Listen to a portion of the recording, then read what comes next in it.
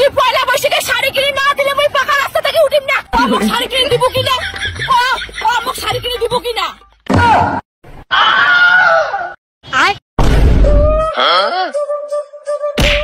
পয়লা বৈশাখের দিনটা আনছে লাউ শাক, আজ কি মানছি লাউ শাক খায়? মোর জীবনটাই শেষ।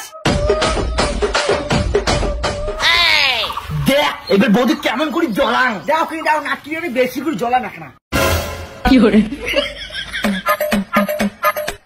ওরে মোর সোনাটা কত সুন্দর লাগাচ্ছে দেখছিস? আর কালো কালো তো আছে, পয়লা বৈশাখে একটা শাড়িও হয় না, তো পরের বার 4-5টা কিনে দিন। খবরদার করে দিলুম স্বামী স্ত্রী মিলিয়ে মোক শাড়ির খোটা দিবেন না। মোর কি শাড়ি নাই? হ্যাঁ মোর মতন কি তো শাড়ি আছে নাকি দামি দামি? দেখ পয়লা বৈশাখে দামি শাড়ি কিনছু। শোনা চুপ কর তো, তোর আগের বারের পয়লা বৈশাখের পুরোনো শাড়িটা আছে না, ওইটা বৌদিক দে, তাহলে খুশি হবে। যতই হোক বৌদিঘর তো গরিব। কি করলো? মুই গরিব তার জন্য তোর বউয়ের পুরোনো শাড়ি পিনদিম, অতটাও ছোট লোক ভাবিস না। বৌদি খবরদার কসম, পয়লা বৈশাখের দিন আমার সাথে ক্যান্সেল করবেন না। না কি তুই মোর শাড়ি নেওয়া দেখে তুই জড়িয়ে যাচ্ছিস না?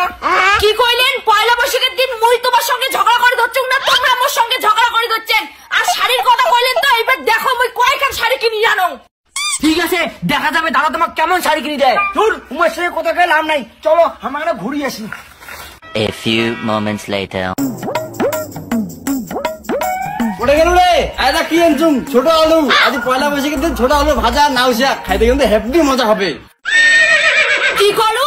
পয়লা বৈশাখের দিন তুই আরো আলু আনছিস, আর তোর এই শাক তোর ভাই ঘর খাবে মাছ মশং, আর আমরা খাবো লাউ শাক আর আলু ভাজা। আরে আগের বার পয়লা বৈশাখে তো মাছ মশলা খেলাম, এইবার আমার খাওয়া খায়। কি করে?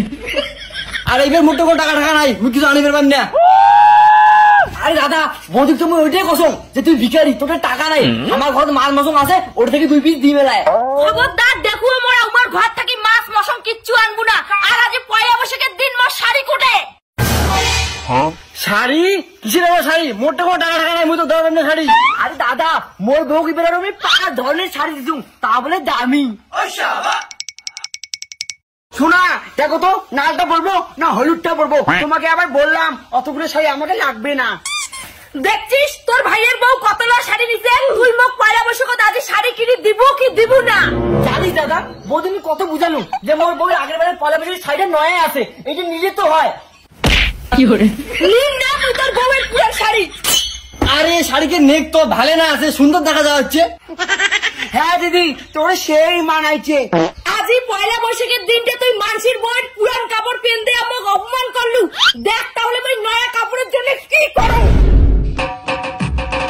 পয়লা বৈশাখের শাড়ি লাগবে। শুনতো মো কথাটা?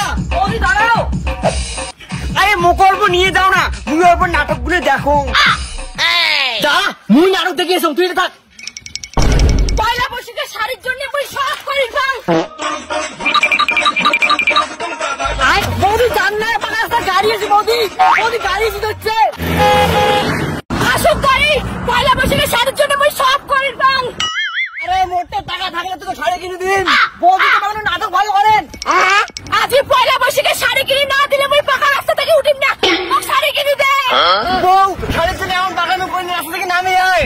বৌদি নাটক মারেন না, তোমার মতো যদি মোর বউ কইলে তাহলে দেখ তবে ঠিক করে দিলুম। কি শেষবারের মতো কসম ভালোই ভালো